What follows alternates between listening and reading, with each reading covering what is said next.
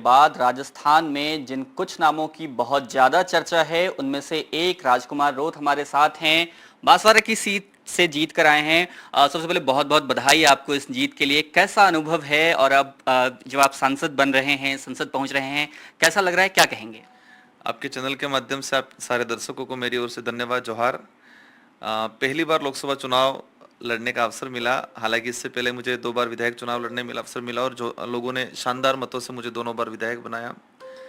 लोकसभा चुनाव की जो शुरुआती दौर था, हालांकि मैंने कोई प्लान नहीं किया था लोकसभा चुनाव लड़ने का, मेरा कोई विचार भी नहीं था। लेकिन हमारे स्थानीय लोगों ने तय किया, क्योंकि हमारी पार्टी में ये प्रक्रिया है कि हाईकमान टिकट नहीं देता है, लोग जो चाहेंगे इसको चुनाव लड़ाते हैं। तो बांसवाड़ा डूंगरपुर की जनता ने, हमारे कार्यकर्ताओं ने तय किया कि राजकुमार जी आपको चुनाव लड़ना चाहिए। चुनावी मैदान में उतरे।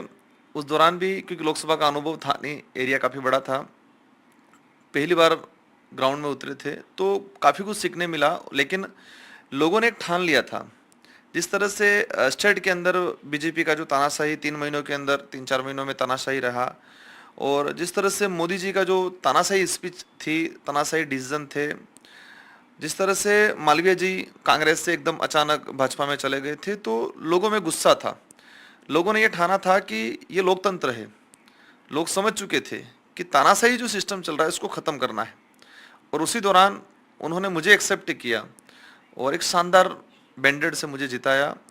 और आज अच्छा फील हो रहा है और मैं अपने आप में गौरवान्वित महसूस करता हूँ।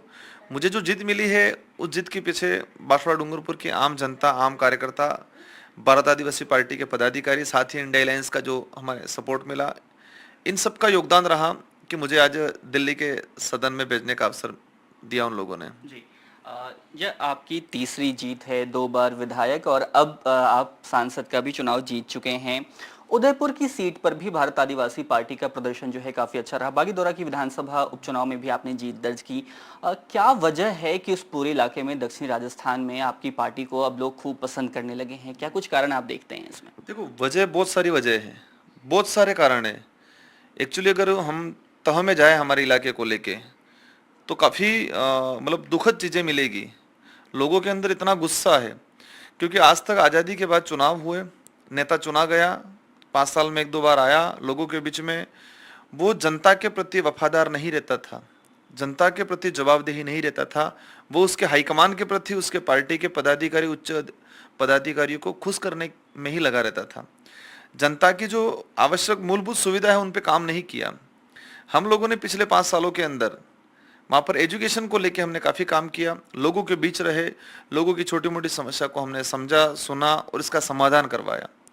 वहाँ पर सबसे बड़ी समस्या है जो संवैधानिक प्रावधान, जिस संविधान पे हम गर्व महसूस करते हैं, लेकिन शेड्यूल एरिया के लिए जो संवैधानिक प्रावधान है, वो संवैधानिक प्रावधान आज तक धरातल पे लागू नहीं हुए। लागू नहीं हुए वो बात तो है, लेकिन इसको बताया भी नहीं जनता को। पूर्व जो एमएलए एमपी रहे, कांग्रेस या बीजेपी से रहे, उन लोगों ने हमारे अधिकार क्या हैं, इन अधिकारों के प्रति लोगों को भी नहीं बताया कि हमारे ये अधिकार हैं।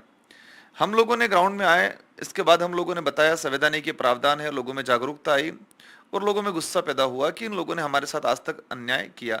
और इसीलिए युवा वर्ग हो, बड़े बुजुर्ग हो, महिला हो, सारे एकजुट होके इस बार चुनाव में लड़ा। मैंने जितनी मेहनत की, इतनी ही मेहनत हमारे कार्यकर्ताओं ने की। लोगों ने ठान लिया था, राजकुमार अकेला नहीं, हम सब लड़ रहे हैं। उन्होंने ठान लिया था कि 75 साल आज होने आए, इसका बदला लेना है इस बार हमको।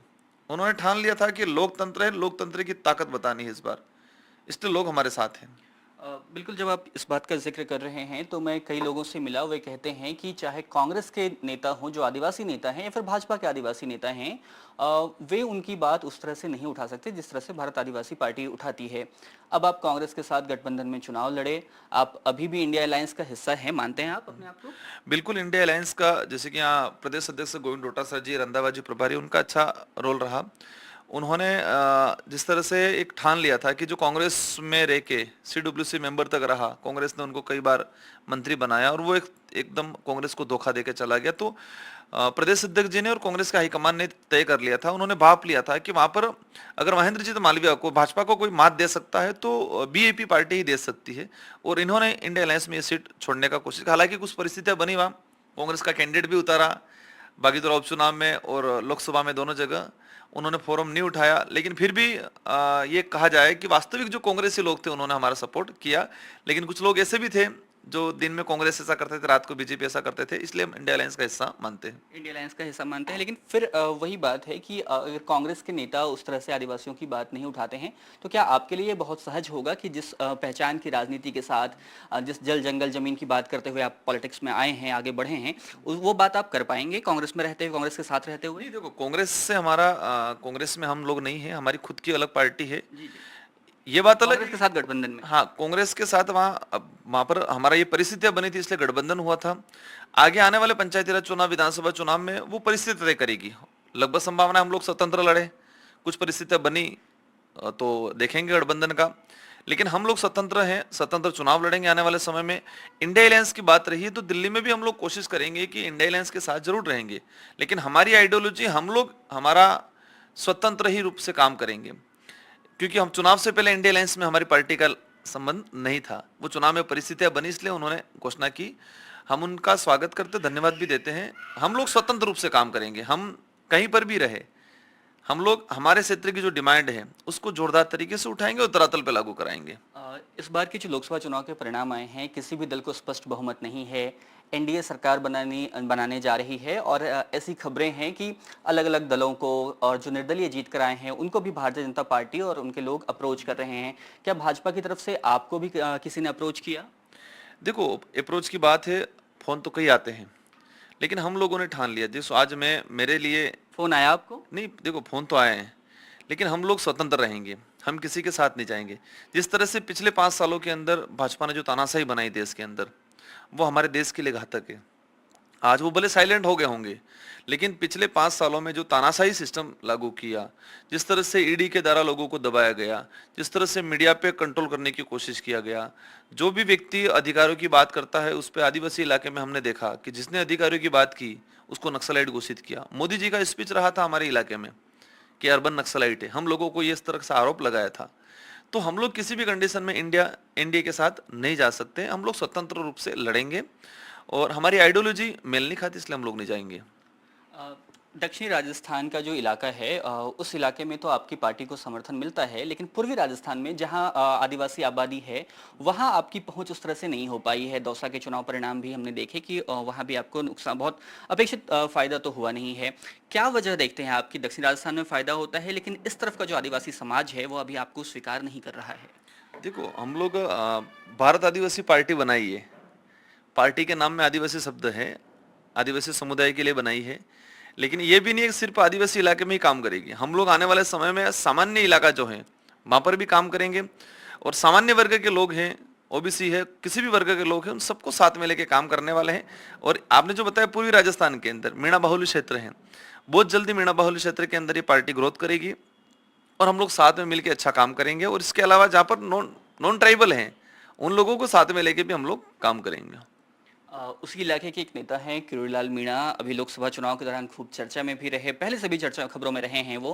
उन्होंने अपनी इस्तीफा देने तक की पेशकश कर दी थी उस चुनाव हारने के बाद। उनकी पॉलिटिक्स को कैसे देखते हैं आप?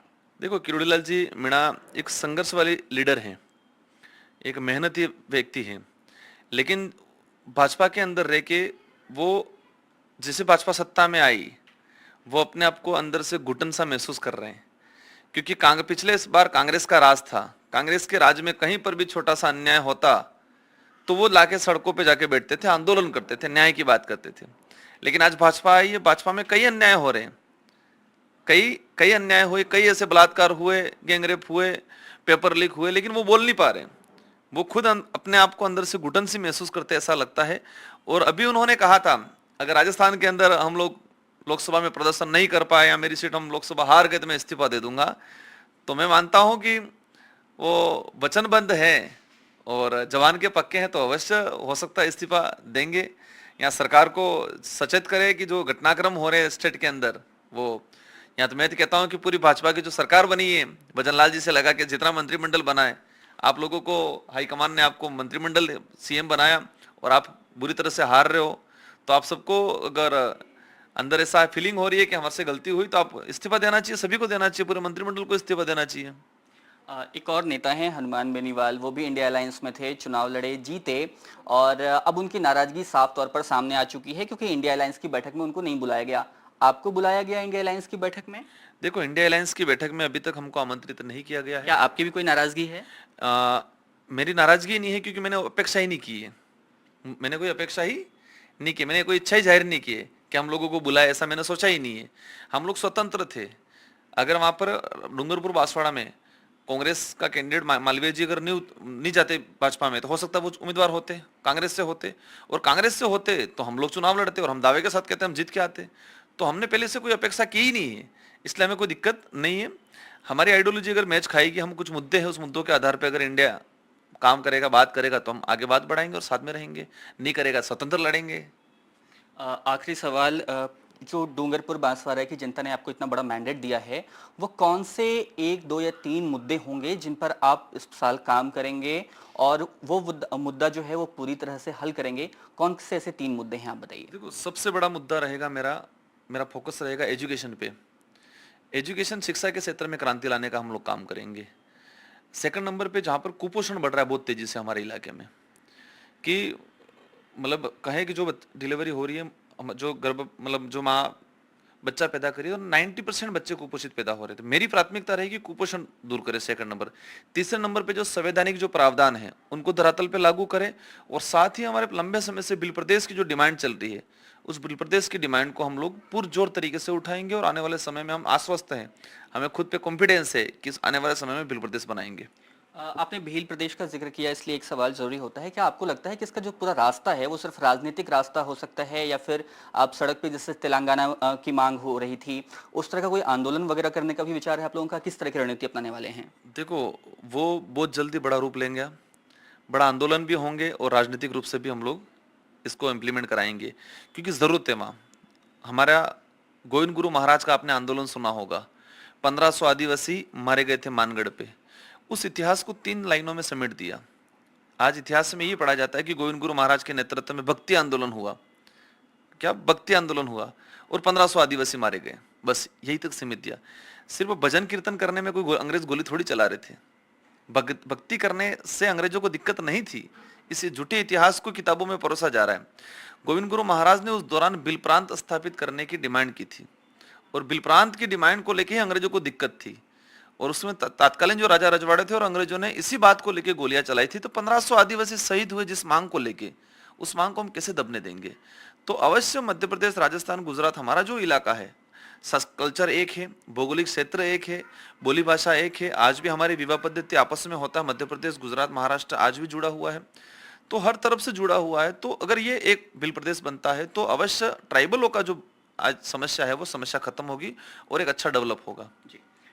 तो ये थे हमारे साथ राजकुमार रोज, जिन्होंने न सिर्फ बांसवाड़ा डूंगरपुर के स्थानीय मुद्दे बल्कि आदिवासी पॉलिटिक्स और राजस्थान की राजनीति समेत देश की राजनीति पर भी हमसे बात की।